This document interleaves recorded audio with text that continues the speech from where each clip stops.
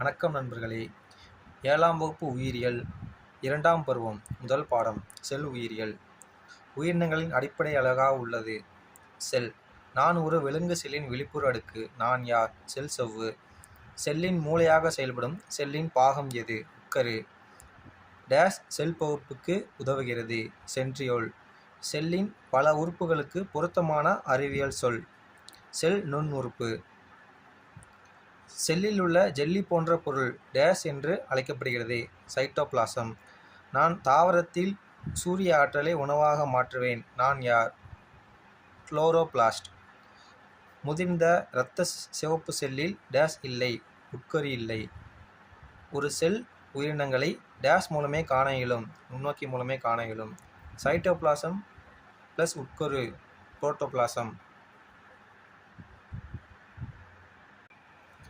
விலங்கு செல்களில் செல் சுவர் உள்ளது. தவறு. சால்மோனெல்லா என்பது ஒரு செல்லாலான பாக்டீரியா ஆகும். சரி. செல் செவ்வு அனைத்தையும் ஊடுருவ அனுமதிக்கக்கூடியது. தவறு. தாவர செல்களில் மட்டுமே பசுங்கணியங்கள் உள்ளன. சரி.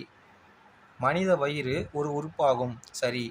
ரைசோபோம் ஒரு சவ்வுடன் கொண்ட சிறு நுண்ணுறுப்பு ஆகும். தவறு. கடத்தும் கால்வாய். எண்டோபிளாச வலைப்பின்னல். தற்கொலைப்பை. லைசோசோம். கட்டுப்பாட்டு அறை. உட்கரு. ஆற்றல் மையம். மைட்டோகாண்ட்ரியா. உணவு தயாரிப்பாளர். பசுங்கணியம். சரியான மாற்றியத்தை தேர்வு செய்யவும். திசு என்பது மாறுபட்ட செல்களை கொண்ட ஒரு குழு. காரணம் தசை திசு தசை செல்களால் ஆனது. ஏ மற்றும் பி இரண்டும் சரியானவை. பெரும்பான்மை செல்களை நேரடியாக வெறும் கண் கொண்டு பார்க்க முடியாது. ஏனெனில் செல் மிக நுண்ணியது. ஏ மற்றும் பி இரண்டும் சரியானவை. இதே போல் வீடியோக்கு நம்ம சேனலை சப்ஸ்கிரைப் பண்ணுங்கள் ஃப்ரெண்ட்ஸ். அடுத்த வீடியோவில் பார்ப்போம். பாய்.